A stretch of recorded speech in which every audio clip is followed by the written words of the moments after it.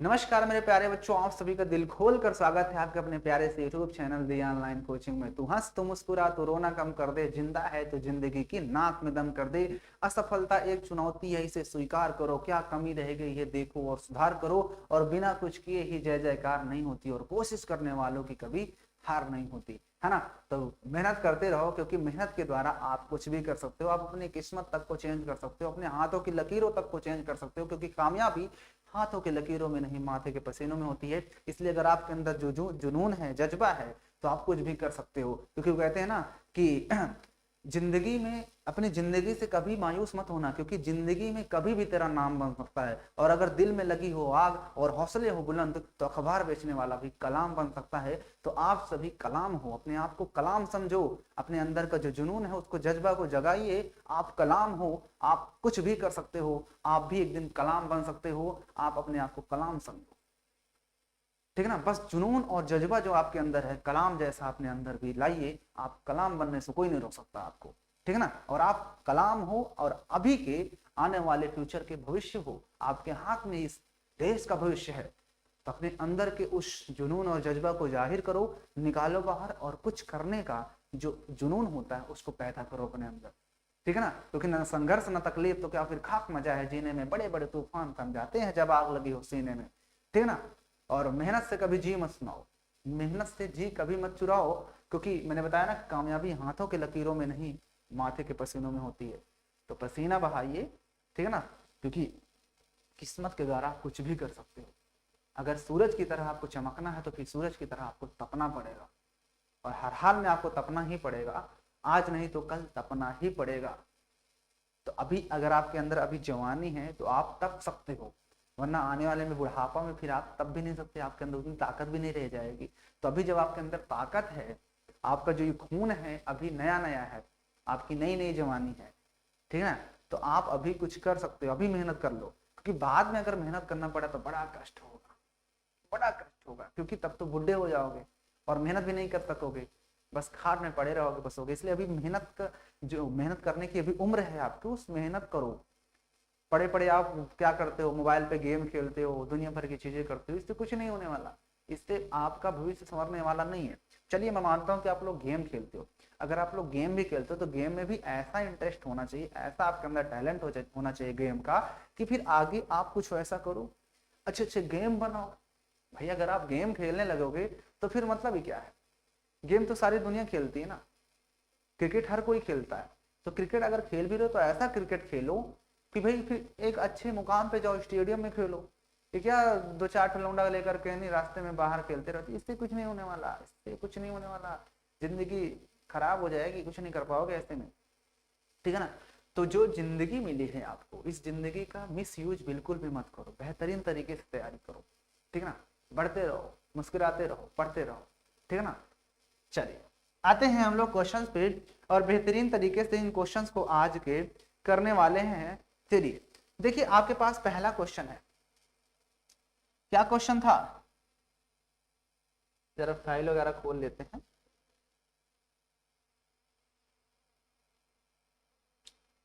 जिंदगी की तलाश में हम मौत के कितने पास आ गए, जिंदगी की तलाश में हम मौत के कितने पास आ गए, जब ये सोचा तो घबरा गए, आ गए हम कहाँ आ गए। ओ, ओ, ला, ला, ला, ला, ला, ला। चलिए आपके सामने बेहतरीन तरीके से मैं क्वेश्चंस को लेकर आ गया हूं, और इन क्वेश्चंस को जरा करो, और अपने अंदर के टैलेंट को बाहर लेकर आओ। और देखते हैं आप में से कितने लोग हैं जो इस टैलेंट्स को बेहतरीन तरीके से करने में कर सकते हो। चलिए देखें, चलिए थोड़ा इसको लगा लेता हूँ।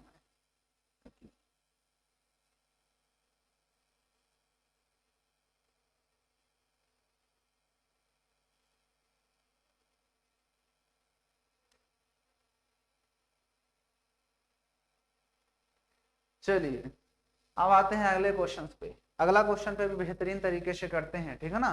तो चलिए देखते हैं क्वेश्चन क्या कह रहा है। कहां तक हो गए थे क्वेश्चन? दूसरा तक हुआ था ना, तीसरा भी हो गया, चौथा करना है। क्या करना है? चौथे क्वेश्चन से हम लोग को करना है, इस चौथे नंबर क्वेश्चन से, ठीक है ना। तो क्वेश्चन चलिए पढ़ते हैं कि दर्शाइए कि एक वर्ग एक विकर्ण बराबर होते हैं।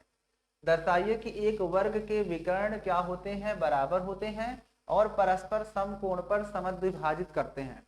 मतलब हमें इस क्वेश्चन में ये सिद्ध कर देना है कि जो हमारे विकर्ण होते हैं वर्ग के, वो क्या होते हैं? बराबर होते हैं। क्वेश्चंस करने में आप कई बार फेल होंगे, तो आप इन असफलताओं से कभी घबराइए मत, क्योंकि असफलता एक चुनौती है, इसे स्वीकार करो। क्या कमी रह गई है देखो और सुधार करो, और बिना कुछ किए ही जय जयकार नहीं होती, और कोशिश करने वालों की कभी हार नहीं होती। तो मेहनत करो, चलो बिना मेहनत के कुछ नहीं हो गया। बार बार हमेशा कहता रहता हूँ इस चीज को। चलिए, और हमेशा जो कहता हूँ कि पढ़ाई के दीपक दिल में जला कर तो देखो, माँ बाप के सपनों को तुम सजा कर तो देखो, और तुम्हें पढ़ाई से मोहब्बत ना हो जाए तो कहना हम बस एक बार टीओसी चैनल से दिल लगा कर तो देखो। चलिए आइए, कहता दर्शाइए कि वर्ग के विकर्ण बराबर होते हैं और परस्पर समकोण पर समद्विभाजित करते हैं। तो देखिए इस क्वेश्चन को हमें करना है 4 नंबर। तो हमें सबसे पहले वर्ग बोला है तो एक वर्ग को हम बना ही लेते हैं। ये लो वर्ग मैंने बना लिया, ये वर्ग जैसा लगना भी चाहिए। ये लो वर्ग बना दिया। ये मान लो आपका ए है शीर्ष, ये बी शीर्ष है, ये सी है और ये डी है। कहता है वर्ग के क्या बराबर होते हैं? वर्ग के विकर्ण बराबर होते हैं। पहली कंडीशन इसने दिया, तो इसका मतलब हमें विकर्ण भी खींचना पड़ेगा। तो आइए हम विकर्ण भी खींच लेते हैं। तो ये लो विकर्ण मैंने खींच दिया। एक विकर्ण आपका ये यहां से, एक विकर्ण आपका ये यहां, ठीक है ना। ये आपके विकर्ण हो गए जो कि एक दूसरे को ऊपर कट कर रहे हैं। अब क्वेश्चन में ये कह रहा है कि दिया है जो, उसको हम लिख भी लेते हैं। हमें दिया है,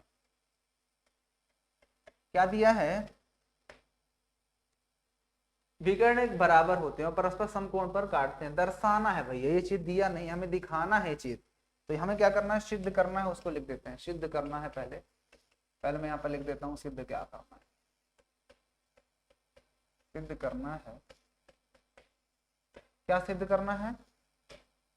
विकर्ण बराबर होते हैं, यानी कि हमें दिखाना है कि जो AC है वो BD के बराबर है और परस्पर समकोण पर काटते हैं, यानी कि जो यहाँ पे एंगल बने हुए हैं इन सबको 90 डिग्री, यानी कि तथा एंगल AOB बराबर एंगल BOC बराबर एंगल COD बराबर एंगल DOA बराबर 90 अंश, हमें ये भी दिखाना है।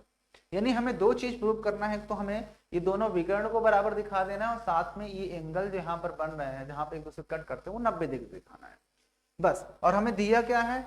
दिया हमें कुछ नहीं दिया है, बस यही दिया है कि चतुर्भुज ABCD एक वर्ग है। चलिए इसको सिद्ध करते हैं, तो यहाँ पर लिखेंगे सिद्ध। चलो देखो सिद्ध कैसे करेंगे। तो सिद्ध करने के लिए अगर मुझे AC बराबर ये दिखाना है तो मुझे दो चीज लेना पड़ेगा। देखो ध्यान से, पहली चीज तो अगर मुझे इन दोनों त्रिभुजों को सर्वांगसम दिखा दूं तो काम हो जाए। तो मैं क्या करूंगा, ये वाला त्रिभुज आपको दिख रहा होगा, ये त्रिभुज आपको दिख रहा है, ये त्रिभुज एक हो गया। उसके बाद एक त्रिभुज आपको ये वाला भी दिख रहा होगा, ये वाला, ये त्रिभुज को ले लेते हैं।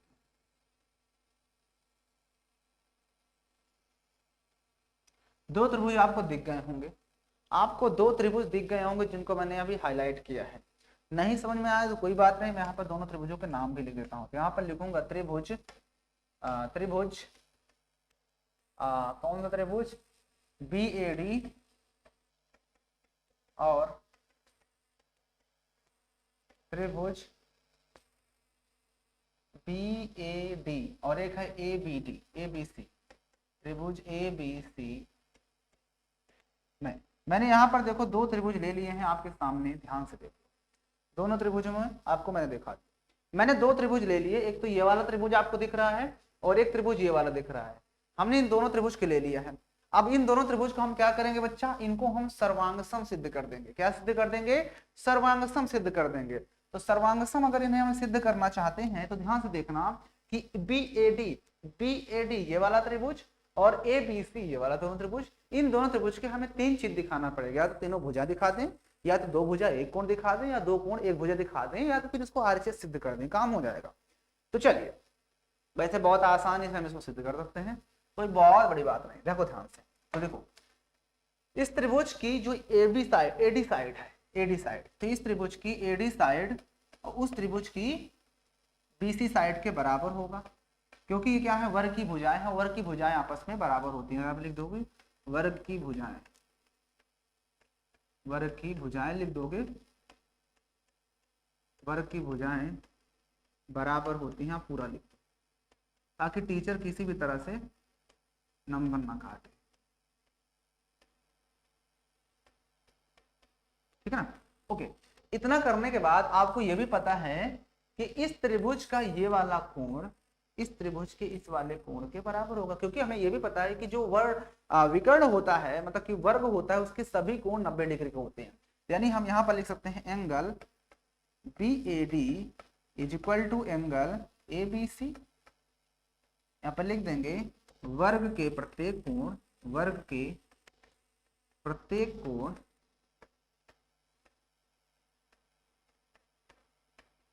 90 अंश के होते हैं।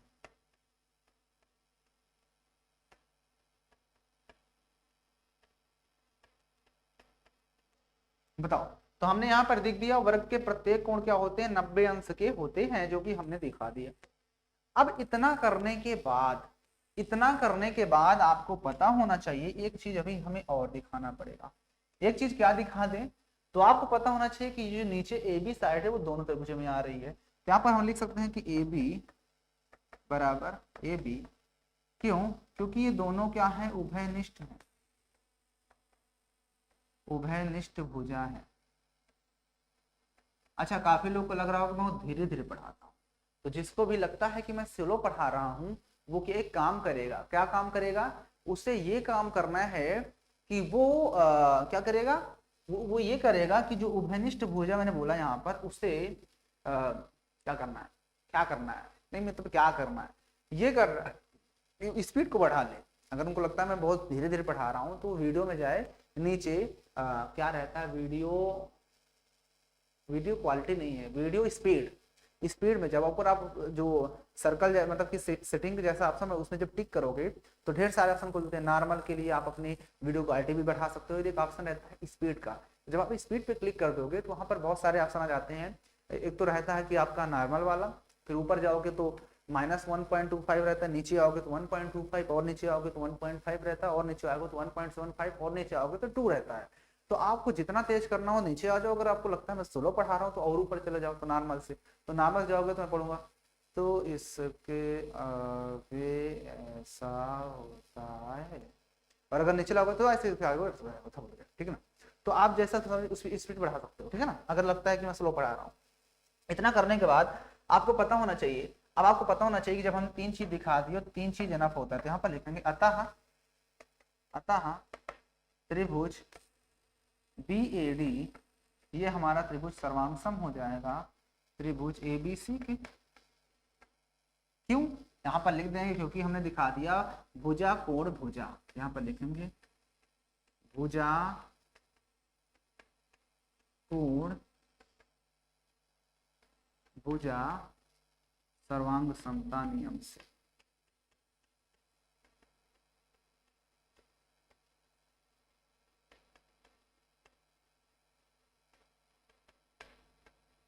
देखो हमने यहाँ पर दिखा दिया ना कि भुजा कोण भुजा सर्वांग समता नियम से हमने क्या कर दिया, दोनों त्रिभुजों को सर्वांगसम दिखा दिया। जब ये दोनों त्रिभुज हमने सर्वांगसम दिखा दिया तो उसके बाद आपको करना क्या है, इसके बाद आपको करना क्या है, इसके बाद आपको ये करना है, जब इसका सर्वांगसम हो गया तो आप देखो ना इस त्रिभुज का, इस त्रिभुज की अतः अब यहाँ पर लिख सकते हो सर्वांगसम त्रिभुजों के सर्वांग सम त्रिभुजों के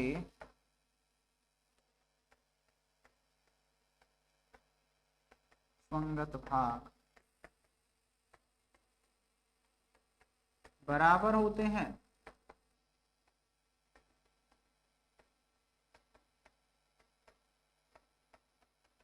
है ना। अतः इस त्रिभुज का देखो ना, ये क्या चाहिए, बीडी। तो बीडी इस त्रिभुज का देखो, ये बीडी उस त्रिभुज के देखो एसी के बराबर हो गया, और हमें यही चीज प्रूव करना था। एक चीज प्रूव हो गया, ठीक है ना। यहाँ पर लिख दो हेंस प्रूव। एक चीज तो हमें यही प्रूव करना था। एक चीज तो हमने दिखा दिया कि वर्ण के अतः वर्ग के जो विकर्ण होते हैं वो बराबर होते हैं, और ये वर्ग के विकर्ण ही हमने दिखा दिया। अब एक चीज रह गया, एक चीज हमें अब इस क्वेश्चन में और प्रूव करना है। वो क्या प्रूव करना है, जरा ध्यान से देखो। यहाँ पर इस क्वेश्चन में ये चीज तो प्रूव हो गया। अब हमें दिखाना है कि सारे एंगल्स 90 डिग्री के होते हैं। इन सभी को 90 दिखाने के लिए हमें क्या करना होगा, दो दो त्रिभुज लेना पड़ेगा। हम ये त्रिभुज ले लेंगे, ये त्रिभुज और ये वाला त्रिभुज। हम इस त्रिभुज और इस त्रिभुज को लेकर क्वेश्चन को सॉल्व करना पड़ेगा। तो कैसे करें बताइए। बहुत ही आसान है, आसानी से हो जाएगा ये। आपको पता होना चाहिए कि वर्ग के जो विवर्ग होता है उसकी भुजाएं आमने सामने की जो बराबर होती हैं वो समांतर भी होती हैं। इस बात को आपको याद रखना है। उनके बीच का जो डिफरेंस होता है हर जगह सेम होगा। तो ये तो हो गया पहला पार्ट। अब मैं पार्ट को हटाता हूँ, दूसरा पार्ट को मैं सिद्ध करता हूँ। अब मैं क्या करूंगा, दूसरा पार्ट को सिद्ध करने वाला हूँ, को पता होना चाहिए। तो दूसरा पार्ट अगर मैं सिद्ध करना चाहता हूँ तो ये तो हो गया दोनों में बराबर, और ये कोण मुझे दिखाना है बराबर हो जाएंगे। ठीक है, दो चीज हो गई बराबर, तीसरी यहां से उठा लेंगे। चलो देखो ध्यान से, इस क्वेश्चन को आगे बढ़ाते हैं। अब मैं क्या करूंगा, इस चीज को यहां से हटा देता हूं। आप इस चीज को नोट कर लिए होंगे अच्छे से, आपको समझ में भी आ गया होगा। अब मैं क्या करता हूँ, इसका सेकंड पार्ट करता हूँ। इसको देखो ध्यान से। अब यहाँ पर लिखेंगे त्रिभुज। अब हमें दूसरा काम करना पड़ेगा, त्रिभुज ये वाला लेना पड़ेगा। एक त्रिभुज आपको ये वाला लेना पड़ेगा, ये वाला त्रिभुज, और एक ये वाला त्रिभुज ले, सामने सामने के त्रिभुज लेकर प्रूव करो। देखो यहाँ पर लिखेंगे त्रिभुज AOD।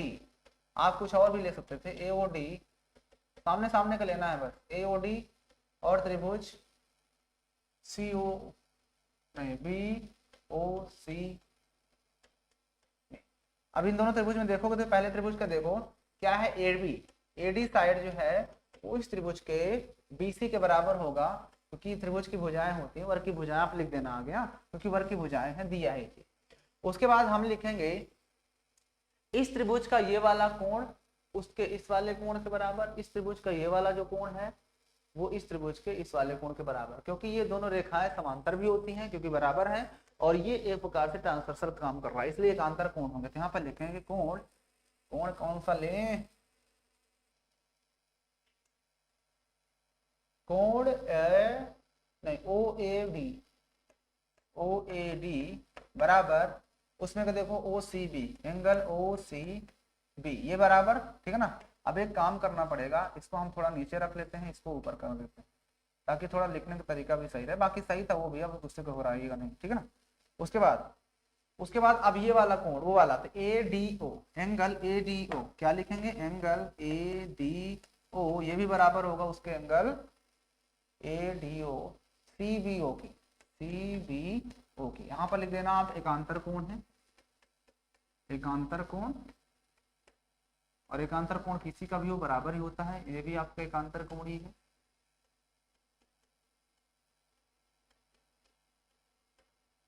और ये आपका वर्ग की भुजा है, क्या है ये, वर्ग की भुजा है, और वर्ग की भुजा बराबर होती है। अतः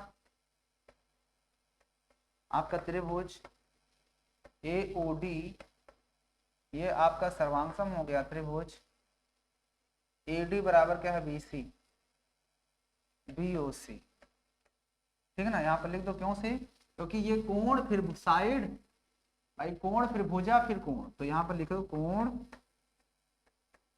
भुजा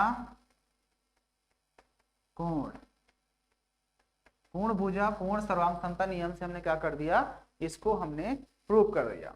अब इतना करने के बाद आप लिख सकते हो सर्वांगसम त्रिभुजों के सर्वांगसम त्रिभुजों के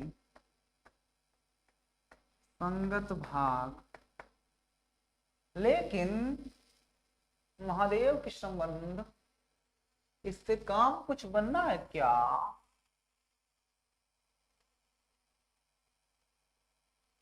बहुत बड़ा काम बन गया क्या भैया? इससे कोई काम नहीं बना इस क्वेश्चन में। इन दोनों को लेने से तो हमने इन दोनों को बराबर दिखाया है, हमें तो इन दोनों एंगल्स को बराबर दिखाना है। तो उसके लिए मुझे ये ट्रेंगल लेना चाहिए थे, तो ये बराबर ये हो जाएगा, ये दोनों में घनिष्ठ हो जाएगा। और एक चीज,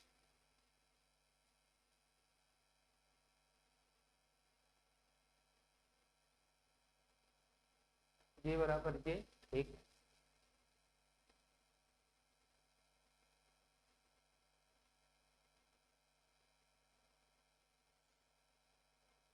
हाँ, हमने यहाँ पर जो है ट्रेंगल गलत ले लिया, हमने यहाँ पर ट्रेंगल्स को गलत ले लिया है। हमें ट्रेंगल जो लेना है ना, आपको ध्यान से देखना है, ट्रेंगल ये वाला नहीं लेना है, इससे हमें कुछ दूसरा ही प्रूव होगा। हमें ट्रेंगल लेना पड़ेगा AOD।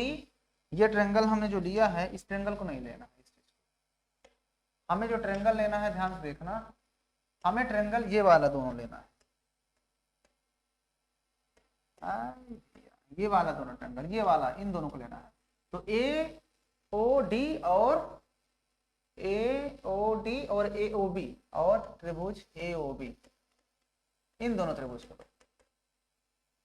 तो देखो इसमें की जो आपकी AD साइड है वो इस त्रिभुज के AB के बराबर, क्योंकि त्रिभुज की भुजाएं हैं। उसके बाद दूसरी चीज ध्यान देना, हमें तो पता है कि जो त्रिभुज के विकर्ण अगर बराबर है, त्रिभुज के विकर्ण एक दूसरे को बराबर बाइसेक्ट भी करते हैं, इसलिए ये वाला इतना पार्ट इस त्रिभुज के इतने बराबर, यानी OD बराबर आपका OB हो जाएगा। दो चीज बराबर दिखा दिए। उसके बाद तीसरा क्या बराबर है, तीसरा क्या बराबर, ये दोनों में उभयनिष्ठ है, AO बराबर AO, तो AO बराबर AO दोनों में उभयनिष्ठ है। यहाँ पर लिखेंगे, अतः आपका त्रिभुज जो है, त्रिभुज AOD ये सर्वांगसम हो गया त्रिभुज AOB के। कहाँ से? तो देखो भुजा भुजा भुजा से, तीनों भुजा ही है, यस यस यस, सर्वांग समतल नियम से। जब सर्वांगस हो गए तो उसके बाकी के पार्ट्स भी क्या होते हैं, बराबर होते हैं। अतः हम ये कह सकते हैं, अतः इस त्रिभुज का ये वाला कोण इस त्रिभुज के इस वाले कोण के बराबर होगा। Am I right? होगा या नहीं होगा? होगा ना, ये दोनों कोण आपस में बराबर होंगे। तो लिखेंगे अतः एंगल AOD बराबर एंगल AOB। यहाँ पर CPCT लिख दो, CPCT नियम से,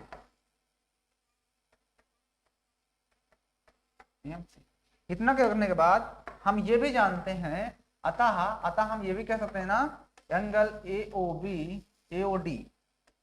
AOD प्लस एंगल AOB बराबर 180 डिग्री। क्यों भाई? ये वाला एंगल और ये वाला एंगल दोनों एक प्रकार से एक रैखिक युग्म बना रहे हैं, तो रैखिक युग्म जो होते हैं आपस में बराबर होते हैं, मतलब दोनों का सम 180 होता है। और हमें पता AOD के बराबर है, इसलिए मैं यहाँ पर एंगल AOD और इस AOB की जगह पे भी एंगल AOD रख सकता हूँ, क्योंकि दोनों बराबर ही हैं, इसलिए बराबर 180 हो जाएगा। यहाँ से 2 एंगल AOD बराबर 180 हो जाएगा, 2 से कट जाएगा 90 आ जाएगा, यानी आपके पास एंगल AOD बराबर क्या आ गया, 90 डिग्री आ गया ना। इसी तरह से ये दोनों बराबर हैं, तो जब ये 90 आया तो ये 90, जब ये 90 तो इन दोनों का सम भी 180, तो ये भी 90 आ जाएगा, जब इन दोनों का सम तो ये भी 90 आ जाएगा। अतः एंगल AOB बराबर एंगल BOC बराबर एंगल COD बराबर एंगल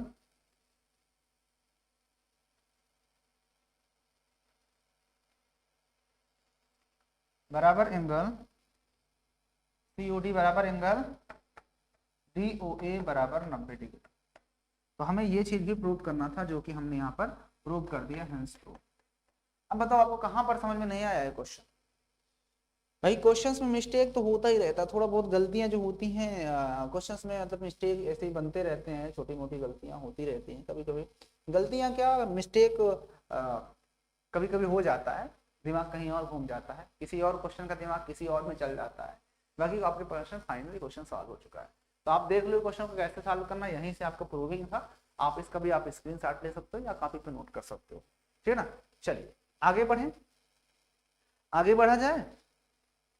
उम्मीद है कि आपको ये क्वेश्चन बेहतरीन तरीके से समझ में आ गया होगा। आइए अब चलते हैं अगले क्वेश्चन पे, और अगले क्वेश्चन को भी बढ़िया तरीके से करने का अभ्यास करते हैं। चलिए क्वेश्चन नंबर 5 पे चलते हैं। कहता है कि दर्शाइए कि एक चतुर्भुज के विकर्ण बराबर हो और परस्पर समद्विभाजित करते हो तो वह एक वर्ग होता है। इस क्वेश्चन में प्रूव करना है कि दर्शाओ कि एक चतुर्भुज के विकर्ण अगर बराबर हैं और परस्पर समद्विभाजित भी करते हैं तो वह एक वर्ग होता है। ये इसी को उल्टा दे दिया क्या, इस बार उसने चतुर्भुज का विकर्ण बराबर दे दिया, कोई बात नहीं। तो आइए क्वेश्चन नंबर 5 में वर्ग दिया है एक, तो पहले एक वर्ग बना लेते हैं। ये लो हमने एक चलो एक वर्ग बना लिए। ये है आपका ए, ये है आपका बी, ये है आपका सी, डी, ठीक है ना। इसके विकर्ण बराबर दिया तो हमें विकर्ण भी खींचना पड़ेगा, तो ये लो हमने विकर्ण भी खींच दिया, एक विकर्ण यहाँ भी खींच दिया, जहां पे कट किया उसका नाम वो डाल दिए। तो जो दिया है उसको लिख लेते हैं। देखो आपके पास दिया है चतुर्भुज ए बी सी डी एक वर्ग, जिसमें ए सी बराबर बी डी दिया, और कुछ दिया है। चतुर्भुज एक चतुर्भुज के विकर्ण बराबर हों और परस्पर समद्विभाजित करते हैं, परस्पर समद्विभाजित करें, परस्पर समद्विभाजित भी करते हैं बस, यानी कि तथा ए ओ बराबर ओ सी और ओ बी बराबर ओ डी, ये भी दिया है। तो सिद्ध क्या करना है, यहाँ पर लिख देता है, सिद्ध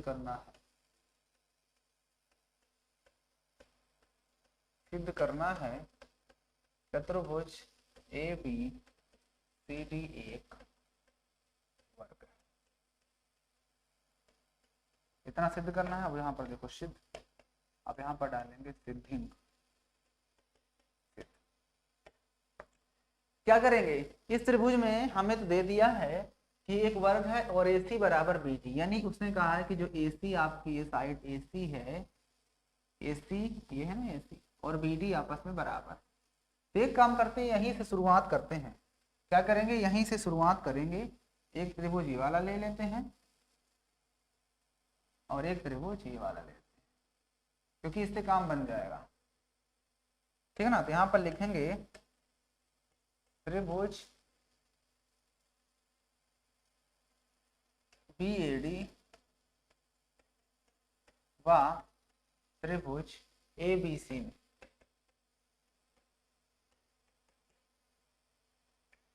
लेकिन हमें सिद्ध करना है। हाँ 90 डिग्री दिखा देते हैं, उसके बाद सारी भुजाओं को बराबर दिखा देते हैं। इसमें हमें क्या करना होगा, एक वर्ग है। अच्छा तो इसमें देखो इसने ये नहीं दिया कि इसका वर्ग है तो इसकी भुजाएं बराबर हैं, तो हम भुजा तो बराबर ले नहीं सकते, भुजाओं को बराबर नहीं लिया जा सकता।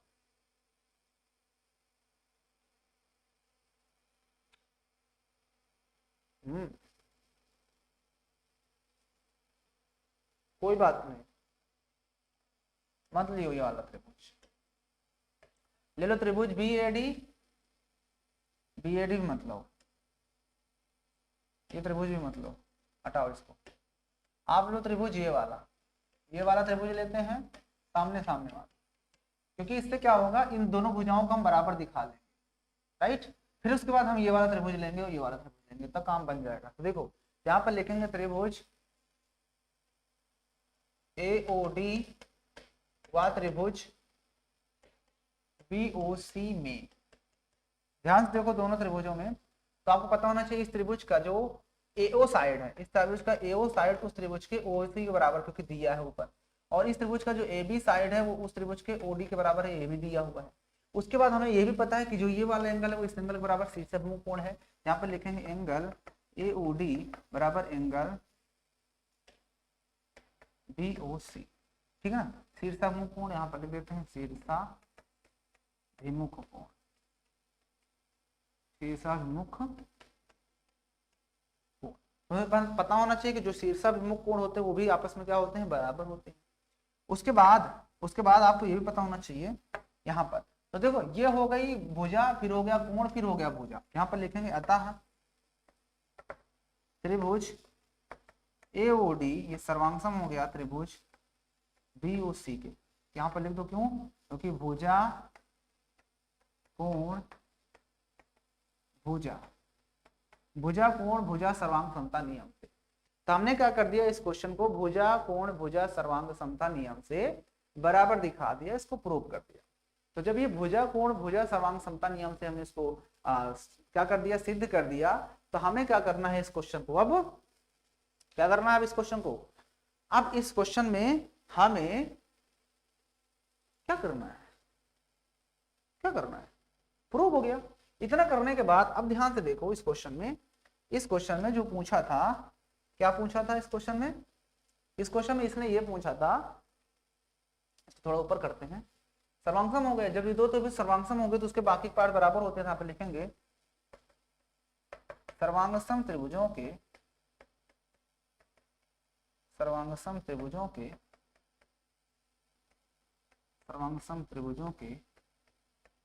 संगत भाग बराबर क्या होते हैं, बराबर होते हैं। जब इसका सर्वांगसम त्रिभुजों के संगत भाग बराबर होंगे, अतः हम ये कह सकते हैं कि इस त्रिभुज का जो AB साइड होगा वो उस त्रिभुज के,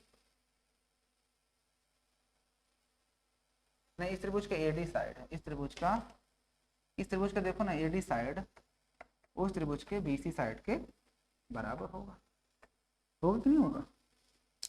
AD बराबर हमने तो BC दिखा दिया, AD बराबर हमने BC दिखा दिया। अब उसी तरह से हमने अगर ये दोनों त्रिभुज लिया होता तो ये बराबर ये दिखा दिए होता कि नहीं होता? अब इसी तरह से आपको जब हम सामने सामने लिए ये दोनों बराबर, उस तरह से इन दोनों को भी हमने बराबर दिखा दिया। क्या कर देंगे, इन दोनों त्रिभुज को भी बराबर। अतः यहाँ पर लिखेंगे इसी प्रकार, यहाँ पर लिखेंगे इसी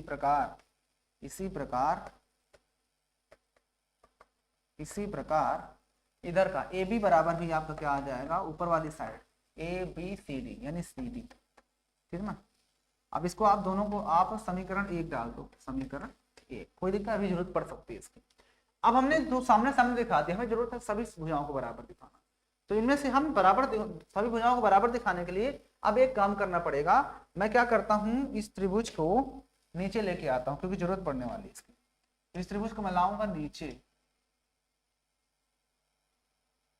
यहां रखो, अब इसको खसकाते हैं ऊपर, अभी में इसकी जरूरत पड़ेगी ना। अब यहां पर लेंगे त्रिभुज, अब लिखेंगे त्रिभुज, अब ये वाला त्रिभुज लो, ये बड़ा वाला त्रिभुज, देखो मैं इसको हटा देता हूं थोड़ा सा ताकि आपको समझ में भी आ जाए। अब मैं बड़ा वाला त्रिभुज लूंगा, अब ये बड़ा वाला यानी कि BAD त्रिभुज BAD व त्रिभुज ABC में, अब इन दोनों में देखो, तो अभी मैंने प्रूव किया कि इस त्रिभुज का जो AD साइड है, AD वो उस त्रिभुज के BC के बराबर है, क्योंकि मैं ऊपर युक्त सिद्ध किया जा चुका, तो यहाँ पर लिख दो सिद्ध किया जा चुका। काफी लोग दिमाग में आ रहा है चतुर्भुज वर्ग है तो इसमें वर्ग की सभी भुजाएं बराबर, तो इसको सिद्ध करने की जरूरत क्या थी ऊपर, क्योंकि क्वेश्चन में दिया नहीं था इस चीज को, मैंने लाल इस वजह से करना पड़ा। अब इसके बाद अब इस त्रिभुज का देखो ये साइड हो गई और इस त्रिभुज का ये वाला साइड हो गया, ये दोनों बराबर। उसके बाद और क्या बराबर दिखाते हैं, हाँ ये BD दिखाया ना भाई, BD बराबर दिया ना, विकर्ण बराबर कह रहा था, इसलिए हम यहाँ पर लिखेंगे इस त्रिभुज का BD उस त्रिभुज का AC के बराबर, क्योंकि ये चीज दिया है, ये दिया है क्वेश्चन में कह रहा था ना कि वर्ग के विकर्ण बराबर हों। भाई यहाँ पर देखो ना, यदि वर्ग के विकर्ण, यहाँ पर लिखा है इस चतुर्भुज के विकर्ण बराबर हों, यदि है और समद्विभाजित करते हैं तो विकर्ण बराबर हो गए, ये हो गया। उसके बाद ये AB जो साइड है वो दोनों में क्या है, उभयनिष्ठ है, यहाँ पर लिखेंगे AB बराबर AB, क्योंकि ये क्या है, उभयनिष्ठ है, क्या है, उभयनिष्ठ है। बताइए, उभयनिष्ठ भुजा थी, क्या थी, ये भुजा उभयनिष्ठ थी, जिसकी वजह से ये भी क्या हो गई, हमारी बराबर हो गई। तो जब उभयनिष्ठ भुजा है और बराबर हो गई, तीन चीज दिखा दिए और तीनों भुजाएं हैं, तो यहाँ पर लिखेंगे अतः हमारा जो त्रिभुज है BAD ये आपका सर्वांगसम हो जाएगा त्रिभुज ABC के। क्यों? क्योंकि हमने दिखाया भुजा भुजा भुजा सर्वांग समता नियम।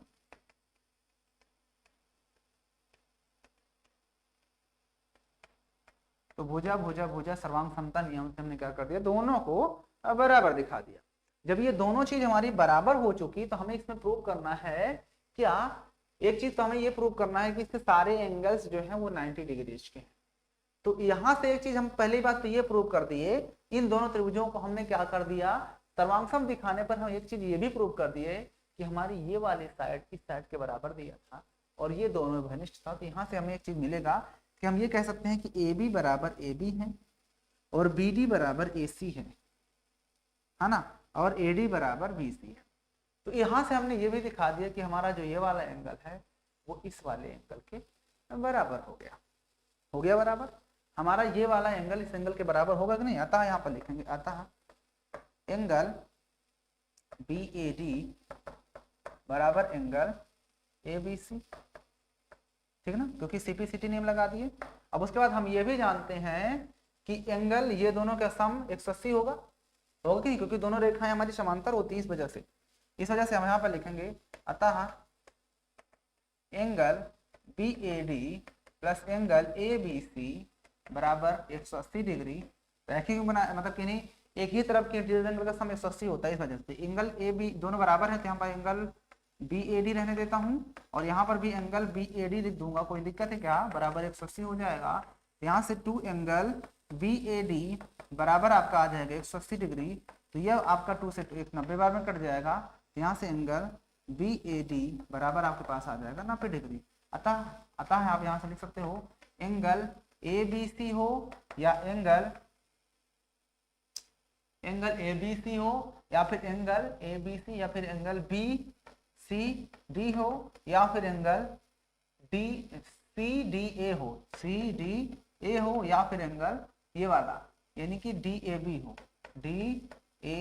हो, ये सभी के सभी 90 डिग्री के हो जाएंगे। तो हमने ये दोनों चीज प्रूव कर दिया। हमने इसमें अपोजिट साइड बराबर दिखाई थी, यहाँ पर हमने सिर्फ अपोजिट साइड बराबर दिखा पाए हैं। यहाँ पर हमें क्या करना है, इसमें ये दोनों साइड्स को बराबर दिखाना पड़ेगा। तो इन दोनों साइड को बराबर दिखाने के लिए हम इन दोनों त्रिभुज को ले लेंगे। तो ये बराबर ये नहीं हो सकता, कहाँ दिया है, चीज नहीं दिया है ये, लेकिन ये बराबर ये दिया है।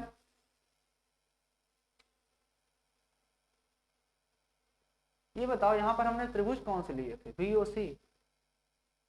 यहाँ पे गड़बड़ कर दी है। यहाँ पे हमने जो किए हैं ना इस चीज को, यहाँ पर ध्यान से देखो, इसमें आप क्या कर दो, ये BOC हम ये अगर इन दोनों त्रिभुज को ले लें, ये बराबर ये वाला, आपका काम नहीं बन पाएगा। ये बराबर ये दोनों विभिन्न, ये दोनों 90 डिग्री होती है क्योंकि दिया था परस्पर, है ना। तो यहाँ पर एक काम करो, यहाँ पर एक काम ये करो कि आपने जो दोनों त्रिभुज को सर्वांगसम दिखाए हो, और नीचे करता हूँ इस चीज को, ये यहाँ पर त्रिभुज ये वाले मत लो। आप यहाँ पर इस चीज को प्रूव करने के लिए ये चीज करने की जरूरत ही नहीं है। आप यहाँ पर लिखोगे त्रिभुज AOD व त्रिभुज AOB में, यानी ये वाला त्रिभुज ले लिया गया और नीचे वाला त्रिभुज ले लो। तो हमारी साइड तो हमें पता है ना कि इस त्रिभुज का जो OD साइड है, तो OD बराबर उस त्रिभुज की OB के बराबर। उसके बाद ये वाला एंगल AOB जो होगा वो एंगल AOD जो होगा वो AOB के बराबर हो जाएगा। ये D है, ये क्या है, ये D है, ये D है। उसके बाद हमें पता है कि जो AO है वो दोनों में उभयनिष्ठ है, तो AO बराबर AO हो जाएगा क्योंकि वो क्या है, उभयनिष्ठ है। क्या है, उभयनिष्ठ है। और ये क्या है, प्रत्येक 90 अंश हो जाएंगे, ठीक है ना। और ये क्या है, ये दिया है, ठीक है ना। अतः हम यहाँ पर कह सकते हैं कि त्रिभुज AOD सर्वांगसम हो गया त्रिभुज AOB के। अतः किससे, तो यहाँ पर लिख दो भुजा कोण भुजा, यहाँ पर हो गया आपका भुजा कोण भुजा सर्वांग समता नियम से। अतः ये दोनों सर्वांगसम हो गया, तो सर्वांगसम त्रिभुजों के बाकी बार बराबर होते, इसलिए हम कह सकते हैं ना कि AD बराबर, अतः AD बराबर आप AB कह सकते हो। इसी प्रकार हम ये भी कह सकते हैं कि AB ये वाला इस BC के बराबर, और आगे हम कह सकते हैं कि ये BC जो है वो उस AD के बराबर। अतः पूरा मिलाकर हम ये कह सकते हैं कि AB बराबर BC बराबर CA बराबर DA। ठीक है ना। तो एक चीज यहाँ से ये प्रूव करना था जो कि प्रूव हो गया, तो आपको इसको मेरे साथ नोट करते जाना। ठीक है ना। तो क्वेश्चंस हैं, बेहतरीन क्वेश्चन है, लाजवाब क्वेश्चन है, ऐसे क्वेश्चन ही बनते हैं एग्जाम में। ठीक है ना। तो आपको इन क्वेश्चंस को समझना ही पड़ेगा। ठीक है ना। ये देखो, अब देख लो ध्यान से, क्वेश्चन को नोट कर लो। मैं एक बार फिर शुरू दिखा देता हूँ आपको। देखो क्वेश्चन में यही था, जो जो दिया था वो फिगर में बना हुआ है। हमें पहली बार तो सिद्ध करना है क्या, ये कि AOB सिद्ध क्या करना है, वर्ग है। तो वर्ग को सिद्ध करने के लिए हमें पता होना चाहिए कि उसके सभी कोण बराबर 90 डिग्री दिखाना है और सभी भुजाएं बराबर दिखाना है। तो मैंने पहले क्या किया, इन दोनों त्रिभुज को ले लिया, इन दोनों त्रिभुज को सर्वांगसम दिखा दिया। ये दोनों में बराबर है, ये 90 अंश है, ये दोनों उभयनिष्ठ है, तो सर्वांगसम हो गए। तो ये बराबर ये, इसी तरह से अब करने की जरूरत नहीं है, ये दोनों लोग तो ये बराबर ये बराबर ये बराबर ये, अतः सारी भुजाएं बराबर हो जाएंगी। एक बात सिद्ध करना है बस, दो को लेकर के एक चीज प्रूव हो गया। उसके बाद हमें इसके सारे एंगल 90 डिग्री दिखाना है, इसलिए मुझे फिर से लेना पड़ेगा ये वाला त्रिभुज बड़ा वाला और ये वाला त्रिभुज। इन दोनों त्रिभुज को लेकर के मैंने इन दोनों को भी देखो, ये बराबर ये प्रूव किया, ये बराबर ये प्रूव किया, और उसके बाद ये दोनों उभयनिष्ठ हो गए। ये सब कुछ मैंने दिखा दिया। इसके बाद दोनों त्रिभुज 90 डिग्री आ गए, इसका मतलब कि सारे एंगल 90 डिग्री हो गए। तो यही दो चीज दिखाना होता है। तो यहाँ पर लिखेंगे उपर्युक्त से, मैं इस चीज को एक लाइन में लिख देता हूँ। अब उपर्युक्त से यहाँ पर लिखेंगे, उपर्युक्त से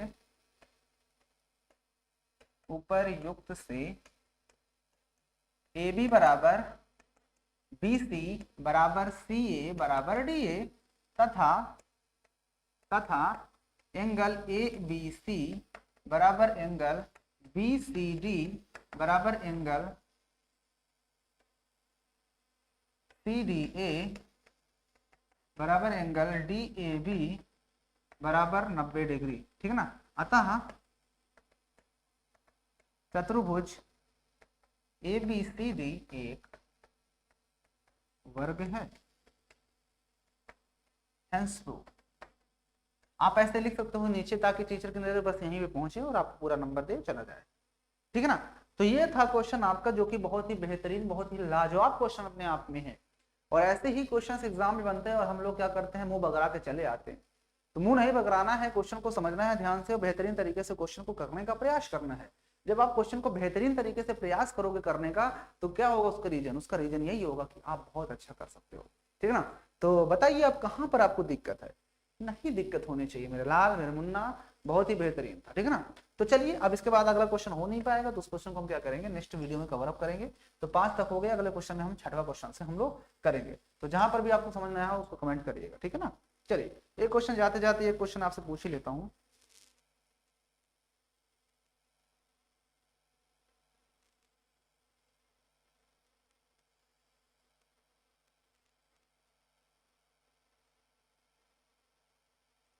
चलिए, क्वेश्चन आपके पास दिया है, हटा दो इसको, पीछे से है। सिद्ध कीजिए यस की पावर a माइनस बी की power a plus b into x की पावर b माइनस सी की power b plus c into x की पावर c माइनस a पूरे की पावर c प्लस a बराबर 1 लाना है। बताओ, हम क्या करेंगे, LHS ले लेते हैं। क्या लेंगे, LHS। तो LHS जब आप ले रहे हो तो आपको पता होना चाहिए x की पावर, देखो a माइनस बी, क्योंकि पावर आपस में मल्टीप्लाई हो जाती है, तो a प्लस बी।